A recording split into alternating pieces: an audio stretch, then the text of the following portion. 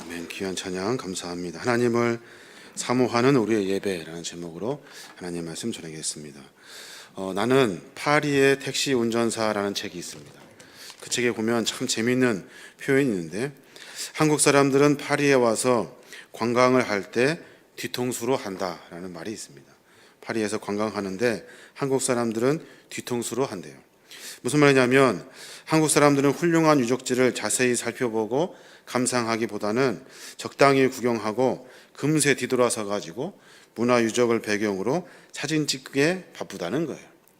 박물관의 경우도 어떤 사람들은 2박 3일 동안, 어쩌면 긴 시간 동안 이렇게 자세히 유심하게 보는데, 대다수 사람들은 그냥 쭉 지나가면서 구경을 한다는 거예요. 이유가 뭘까요? 이유가 아마도 그 예술 작품에 대해서 잘 모르기 때문에 그럴 거예요. 예술 작품을 알면 들여다보고 감상하는 시간이 점점점 더 길어질 거예요. 박물관을 다녀왔다는 사실이 중요한 것이 아니라 예술가가 작품으로 무엇을 표현하려고 하는지, 그 일에 대해서 굉장히 소중하게 집중하게 되죠. 꽃들도 마찬가지입니다. 우리가 꽃을 지금 한참 피어 있어서 유심히 보게 되는데 정말 아름다운 꽃들이 참 많습니다. 꽃에 관심이 있는 사람은 그 꽃을 유심히 자세히 오랫동안 보게 됩니다. 하나님도 마찬가지입니다. 하나님도 하나님에 대해서 알면 알수록 그에 대해서 감탄하고 감사하고 감격이 점점점 더 깊어지는 것을 알 수가 있습니다. 어떤 사람들은 하나님을 느끼게 되면 그때 가서 내가 믿겠노라고 하는 사람도 있습니다. 무슨 기적 같은 일들을 통해서 내가 하나님을 만나면 내가 그때 믿겠다. 이런 사람들은 하나님을 잘 모르는 거예요. 어떤 게 하나님인지 사실 잘 모르는 거예요. 그림을 모르는데 어떻게 그림을 느낄 수 있겠습니까? 그림에 대해서 공부하면 그 그림을 느끼고 누릴 수 있는 것처럼, 하나님에 대해서 알면 알수록, 고민하고 고민할수록, 그분에 대해서 경험할수록 우리가 느끼는 감정은 더 깊어지는 겁니다. 우리가 이렇게 한자리에 모여서 예배하고 있지 않습니까? 이 예배가 바로 하나님을 깊이 알아가는 시간입니다. 예배란 하나님이 어떤 분인지, 또 그분이 하신 일이 무엇인지, 그분에 대해서 감탄하는 것, 그분에게 몰입하는 것, 이게 바로 예배라는 거예요. 처음에 하나님이 어떤 분인지 몰라가지고 그분을 예배할 때 지루할 수 있습니다. 따분할 수 있습니다. 몰라서 시간이 지나면서 하나님을 조금씩 알아가면서 더 하나님을 알고 싶은 마음으로, 감탄하고 감사하는 마음으로 예배의 자리에 서게 됩니다. 처음에는 예배가 지루하고 따분할 수 있어요. 우리는 성경을 통해서 예배의 감탄과 감사, 그리고 감격을, 다시 말해서 하나님이 계시다는 것을 고백하는 신앙인의 모습을 성경 여러 곳에서 찾아볼 수가 있습니다. 오늘 특별히 저희가 선택한 본문은 베드로전서 1장 8절에서 9절까지 말씀입니다. 여기에 초대교인들이 나오는데, 초대교인들이 하나님께 보이는 인격적인 반응을 베드로가 자세하게 기록하고 있는 거예요. 8절에 보니까 그렇게 말해요. 제가 새 번역으로 읽어드릴게요. 여러분은 그리스도를 본 일이 없으면서도 사랑하며, 지금 그를 보지 면토하면서도 믿으며, 말로 다 표현할 수 없는 즐거움과 영광을 누리면서 기뻐하고 있습니다. 여러분은 믿음의 목표, 곧 여러분의 영혼의 구원을 받는 것입니다. 뭐라고 하고 있습니까? 본 일도 없고 그런데도 사랑한대요. 그리고 보지도 못하면서 믿는데요. 즐거움과 영광을 누리면서 기뻐하고, 마지막에 결론적으로 영혼의 구원을 우리가 누리고 있다는 거예요. 여기에 예배라는 단어는 한마디도 나오지 않습니다. 그런데 예배의 본질에 대한 이야기가 아주 자세히 기록되어져 있는 거예요. 베드로는 예수님을 만난 사람입니다. 예수님과 함께 지내고 예수님이 고난받는 현장에도 있었고, 부활하고 승천하신 예수님도 보았습니다. 예수님을 잘 알고 경험한 사람이에요. 그런데 초대교회 사람들은 예수님께서 다시 오시마 하고 올라가셨기 때문에 육체로 오신 예수님을 보지 못했습니다. 그런데 그들은 본 일도 없는데 사랑하고, 보지도 못하는데 믿고, 그분을 향하여 즐거움과 영광을 누리며 기뻐하고, 모두가 다 영혼의 구원의 맛을 보고 있더라는 거예요. 이게 바로 초대교회도 그렇고 지금 여기 함께 모인 예배의 공동체에 참여하는 우리도 마찬가지입니다. 이것이 바로 그 대상과 하나님과 깊은 관계를 맺는 예배의 방법과 요소라는 겁니다. 사람들은 물어요. 하나님과 어떻게 경험할 수 있고 하나님과 어떻게 깊은 관계를 맺을 수 있습니까? 라고 물어요. 그러면 우리가 성경을 통해서 여러 가지를 알 수 있지만 다 고백하는 것이 한 가지입니다. 하나님은 초월적인 존재이고 멀리 계신 분이기 때문에 우리가 만날 수가 없습니다. 그렇게 쉽게들 이야기합니다. 하나님은 우리가 사랑할 수 없고 하나님은 우리의 삶 가운데 멀리 계시기 때문에 우리의 삶에 볼 수가 없습니다. 그렇게 말해요. 그런데 초대교회 교인들도 그렇고 우리가 고백할 때 하나님은 분명히 살아계시고 하나님은 우리의 사랑을 받으시고 계시는 분이고 우리는 그분을 의지하고 생각하면서 영광스러운 삶을 살고 있다는 거예요. 이게 바로 그리스도인의 예배라는 겁니다. 그래서 우리가 하나님을 알기 시작하면서 그때부터 그분과 인격적인 관계를 맺기 시작하는 거예요. 이게 바로 예배라는 거예요. 교회나 가정에서 함께 모여 예배드리는 예배는 그런 반응들을 표현하려고 하는 여러 가지 형식을 갖추고 있습니다.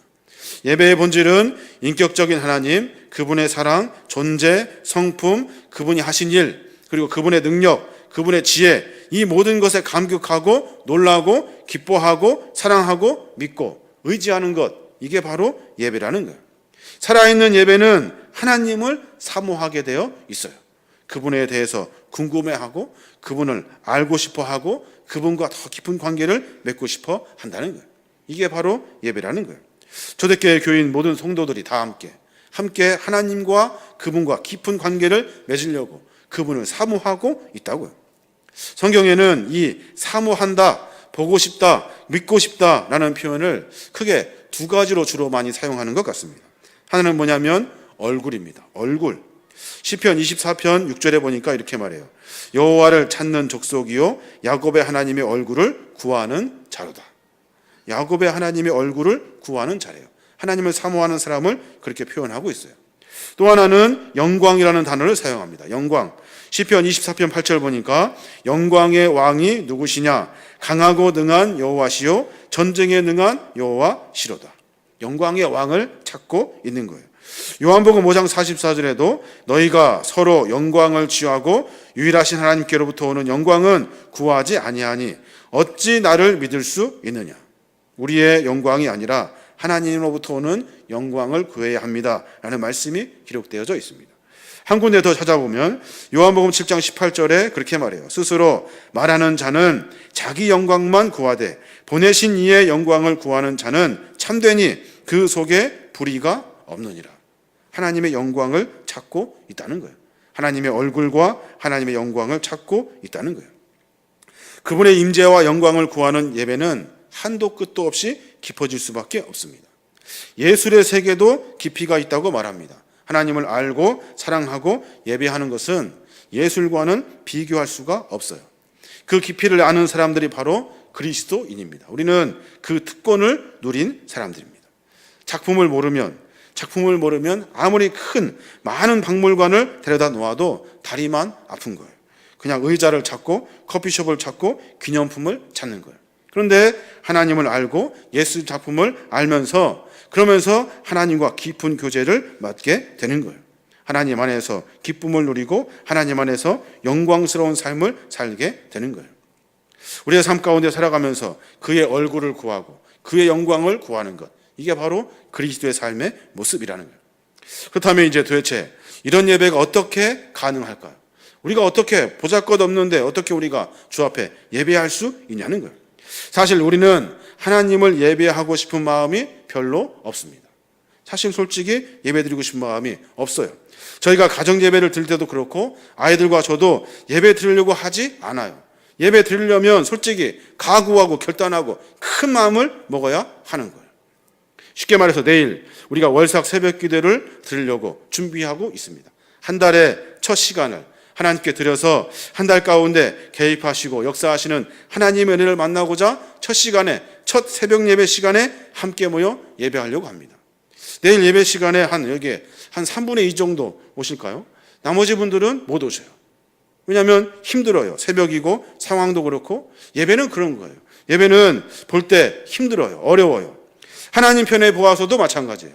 형편없는 우리, 매번 순수하지도 않고 죄 많은 우리, 진심으로 주 앞에 예배드린다고 하지만 우리 안에 진심을 사실 찾을 수가 없어요.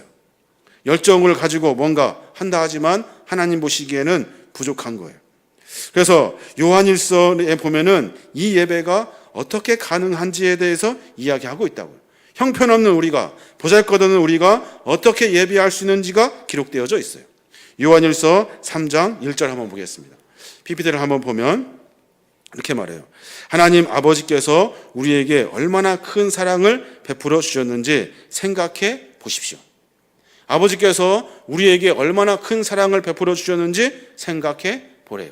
예배할 때 귀찮아요, 힘들어요, 예배 드리고 싶지가 않아요. 그때 우리가 생각할 것은 나에게 베풀어 주신 하나님의 큰 사랑을 생각해 보라는 거예요. 예배 자리에 참석하고 예배 그 1시간 드리는 것이 아니라 나에게 베풀어 주신 하나님을 먼저 생각해 보래요.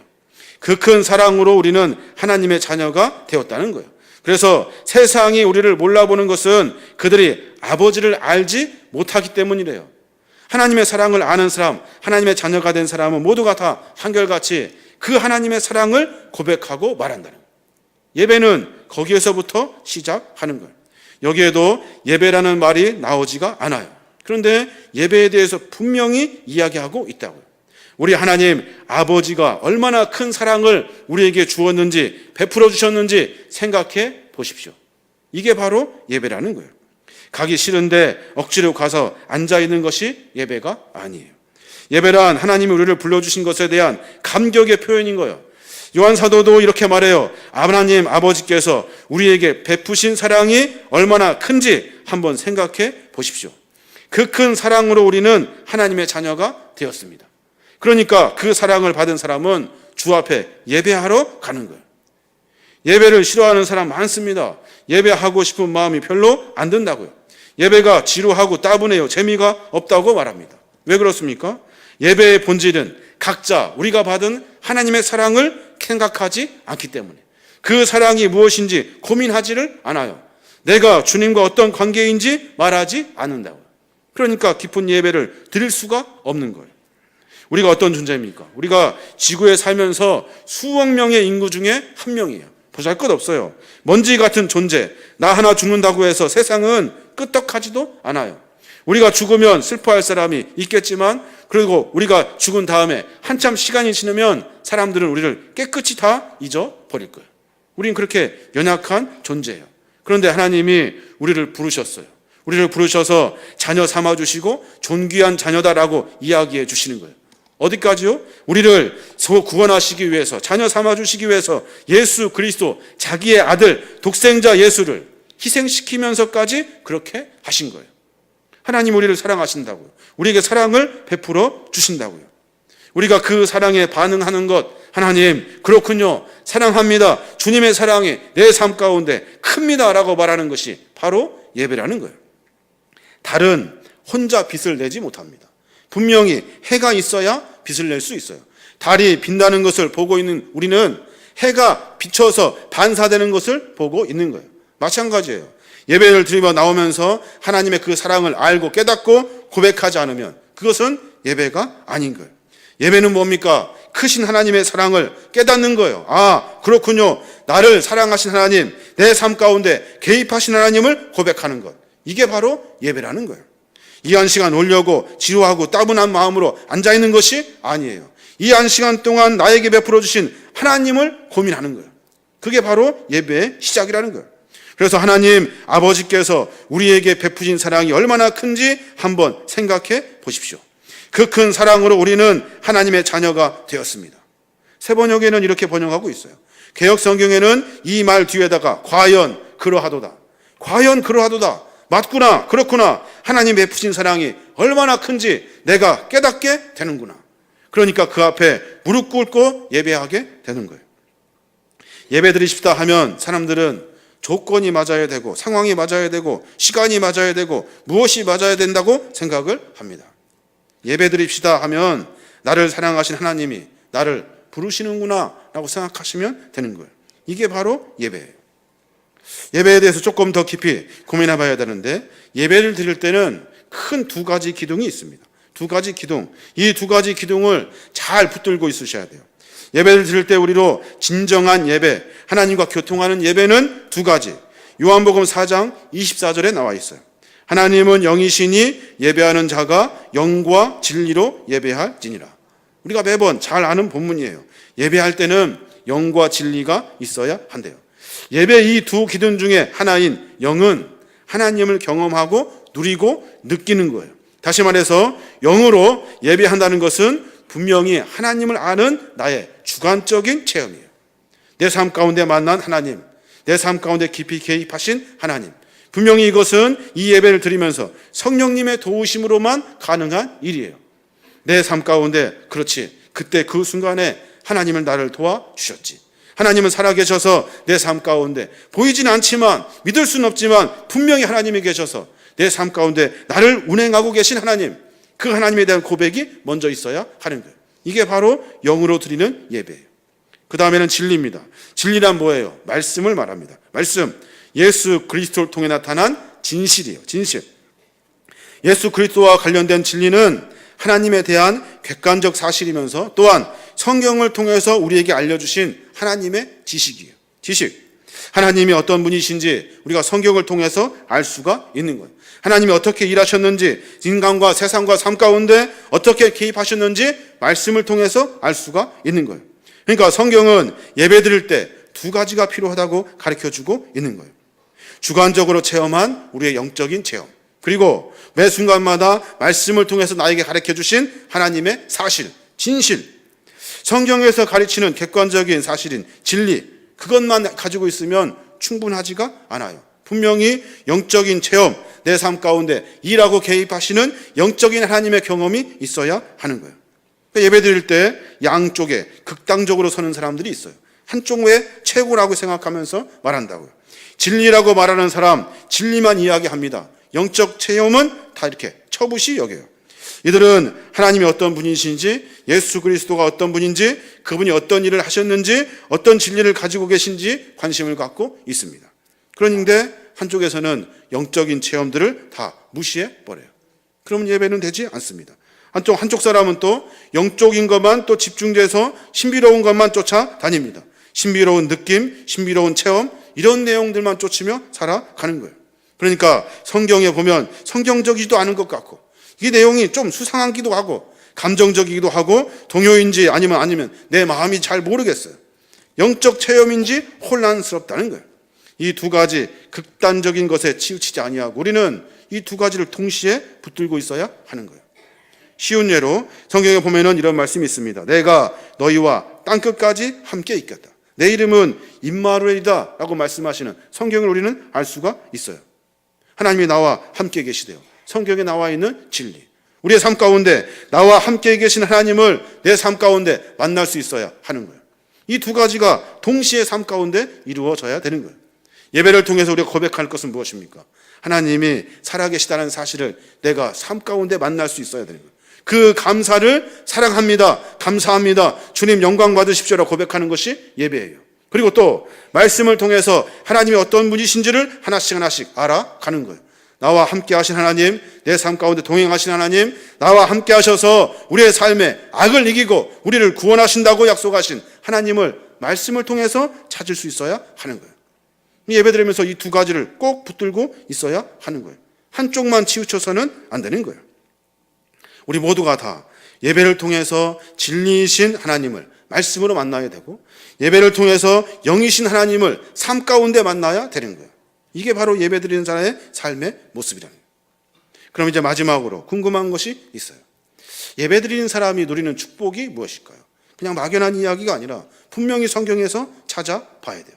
예배를 드렸어요. 그러면 하나님이 우리에게 약속하신 축복이 무엇일까요? 히브리서 4장 16절에 보면은 그런 말씀이 있습니다. 그러므로 우리는 담대하게 은혜의 보좌로 나아갑시다. 그리하여 우리가 자비를 받고 은혜를 입어서 제때 주시는 도움을 받도록 합시다.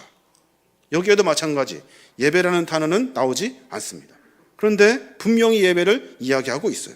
담대하게 은혜의 보좌로 나아가는 것, 담대하게 은혜의 보좌로 나아가는 것, 이게 바로 예배예요. 주의 전에 나오는 것, 주 앞에 나와서 예배하는 것. 하나님 앞에 이야기하듯이 예수 그리스도를 만나는 거예요. 그러면서 죄인임에도 불구하고 먼지 같은 미물임에도 불구하고 우리가 주 앞에 나와서 예배를 드리는 거예요. 그런데 앞에서 인용한 그 본문에 보니까 담대하게 나아갈 수 있다고 말하면서 우리의 삶 가운데 주 앞에 예배하는 것으로 이야기하고 있어요. 예배하면 어떻게 하신다고요? 제때 주시는 도움. 개역성경에는 때를 따라 돕는 은혜를 우리에게 허락해 주신다는 거예요. 담대하게 은혜의 보좌로 나아갑시다. 그리하여 우리가 자비를 받고 은혜를 입어서 제때에 주시는 도움을 받도록 합시다. 이게 바로 예배를 통해서 얻는 축복이라는 겁니다. 이런 예배를 통해서 얻는 거예요. 때를 따라 돕는 하나님의 은혜. 이 은혜는 예배를 통해서만 가능한 거예요. 보좌 앞에 나아가는 사람, 담대히 은혜의 보좌 앞에 서는 사람들에게 주시는 하나님의 축복, 때를 따라 돕는 하나님의 은혜라는 거예요. 예배는 단순히 예술 작품을 감상하는 시간이 아니에요. 예술 작품은 죽었어요. 죽어 있는 거예요. 그것과는 교감할 수가 없어요. 그런데 예배를 통해서 살아계신 하나님을 만나게 되는 거예요. 내 삶 가운데 때를 따라 돕는 하나님의 은혜를 만나게 되는 거예요. 예배하는 자들에게 누리는 축복이 바로 거기에 있는 거예요. 저는 아이들이 3명 있습니다. 3명. 집에 가면은 아이들이 막 뛰어와서 저에게 탁 안깁니다. 기분이 되게 좋아요. 여러분, 이게 바로 예배예요. 예배. 아이들이 아버지한테 나오는 것, 이게 바로 예배예요. 한 명 한 명 제가 그냥 그래 한번 안아주고 다 각자 흩어져 이렇게 하지 않습니다. 한 명 안고 한 명씩 그 얼굴에다가 눈을 맞추고 머리끝 끝에서 발끝까지 싹 다 더듬어 줍니다. 무슨 일이 있었는지 이야기하고 어디 아픈 곳이 있는지 물어보고 그리고 뭐가 잘못됐는지 물어봐요. 머리도 만져보고 그리고 엉덩이도 두들겨주고 그러면서 서로 교제를 하는 거예요. 인격적인 교제. 요즘은 좀 이제 애들이 컸어요. 들어가면은 잘 나오지 않아요. 큰 아이는 손만 흔들어 이렇게. 둘째 아이는 딱 일어섰다가 이제 창피한지 살살 엉금엉금 기어와요. 막내만 이렇게 뛰어오는데 예배 상태가 불량한 거예요. 완전히 불량한 거예요. 하나님은 그런 분이셔요. 우리는 하나님 앞에 나올 때 하나님은 우리를 안아주셔요. 안아주시고 내버려 두지 않고 때를 따라 돕는 하나님의 은혜를 주셔요. 어디 아프니? 어디 불편하니? 물으신다고요. 머리도 만져보시고 그리고 불편한 거 있으면 주님이 그때 만져주셔요. 이게 바로 예배하는 사람들이 누릴 하나님의 은혜라는 거예요. 때를 따라 돕는 은혜. 그러니까 주 앞에 예배할 때마다 하나님은 우리를 만져주셔요. 이것이 바로 인격적인 교제라고요. 이 교제를 통해서 하나님을 알아가게 되는 거예요. 하나님은 우리를 사랑하시거든요. 그 앞에 서면, 그 앞에 나아오면 하나님 우리를 안아주시는 거예요. 지쳤어요. 진이 빠졌어요. 힘들 때가 있다고요. 그때마다 예배의 자리에 서면 새 힘을 얻는 많은 그리스도인이 있습니다. 바쁜 일정 소화하면서 몸과 마음이 지칠 때가 있어요. 그때 뭐 해야 돼요? 그때 주 앞에 찬송하고 기도하고 예배하는 거예요. 예배하고 찬송하고 말씀 한 절 보는 거예요. 그러면서 새로운 힘을 얻게 되는 거예요. 매일 우리가 새벽 예배를 드립니다. 새벽 예배를 매일같이 드려요. 솔직한 고백을 제가 드릴게요. 새벽 예배 드리면서 제가 4시 한 10분쯤 일어나요. 4시 10분 눈도 안 떠져요. 눈도 힘들어 죽겠어요. 눈도 제때 뜨지 못한 채 그냥 욕실로 들어가서 샤워기에 뜨거운 물 나올 때까지 기다리고 이렇게 서 있어요. 그러면 어느 정도 정신이 이렇게 든다고요. 그러면서 속으로 그렇게 말해요. 이거는 사는 게 아니야. 이건 사는 게 아니야. 너무 힘들어. 너무 피곤해. 그리고 참고 견디고 그리고 옷 입고 교회로 나와요. 나와서 말씀 묵상하고 그리고 기도하고 충분히 하나님과 교제를 나눕니다. 기도한 다음에 일어설 때는 어떻게 됩니까? 그래, 이렇게 살아야 돼. 이렇게 살아야 돼. 이렇게 살아야 돼. 오늘 하루가 정말로 기대가 되는구나. 그러면서 다시 교회에 나와서 다시 사역을 감당하는 거예요. 예배는 그런 거예요. 예배는 하나님이 우리로 하여금 우리의 삶을 만져주시는 것이 예배예요. 그 한 시간 때우는 것이 예배가 아니라 그 앞에 나와서 나를 사랑하신 하나님을 다시 확인하고 고백하는 것. 내 삶 가운데 많은 문제를 주님께 내어놓을 때 하나님은 때를 따라 돕는 은혜, 제때 주시는 하나님의 은혜를 우리에게 부어 주시는 거예요. 이게 바로 예배라는 거예요. 그리스도인의 삶에서 회복해야 될 것이 무엇일까요? 다른 것이 아니라 예배예요. 하나님을 만날 수 있는 예배, 때를 따라 돕는 은혜를 만날 수 있는 예배, 이 예배가 우리 가운데 살아있어야 하는 거예요. 우리 모두가 다 이 귀한 예배를 다시 회복하시길 바랍니다. 이 예배를 다시 사모하시길 바랍니다. 그리고 기대하십시오. 나를 만져주신 하나님, 때를 따라 돕는 하나님의 그 은혜, 나를 보듬어 주시는 하나님의 그 사랑을 다시 한번 느끼는 거예요. 이게 바로 그리스도의 예배.